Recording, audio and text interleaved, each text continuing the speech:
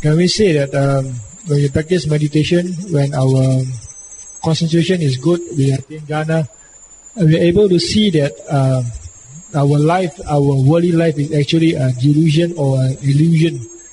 With that, we are able to attain. Is it what will happen? Is it very briefly what will happen? We will see that presently we see that our life is so real because of our consciousness. But if we practice meditation, with strong concentration, then with jhanas, we're able to break through what is false. That is, we can see our life, present life, is a delusion. Just as what we sleep, when we sleep, we see a dream. It's actually so real, but actually when we wake up, we see it's only a dream. It is not real. Can we conclude that? Different people see differently. You might be able to see that. The other person may not see that. So it depends on the person.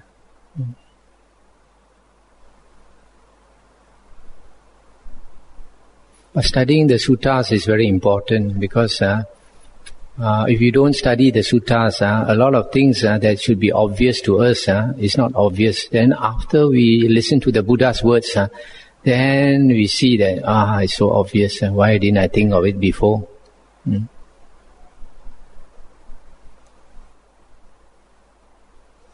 But one thing, suttas, we have to study again and again.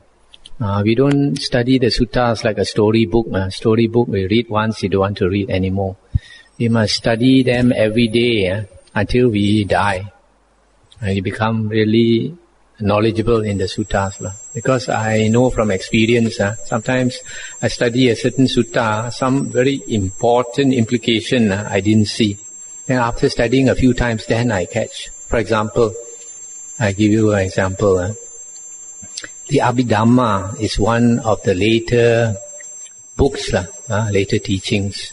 That is why, for example, it has some similarity with Mahayana teaching. What is that similarity?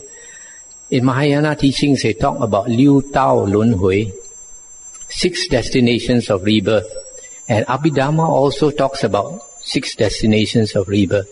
But in the early discourses of the Buddha only talked about 5 destinations of rebirth, without the asura. Okay? We have 2 happy destinations of rebirth, which is heaven and human plane. And then we have 3 woeful planes of existence, which is ghost, animal, and hell realm. And then Mahayana books added the asuras. And Abhidhamma also added the asuras. Now, how come they added the asuras? Because we know that asuras like to fight, like to quarrel and fight, very violent nature, and they like to drink liquor. So people thought, if they are like that, they must have some mental dukkha.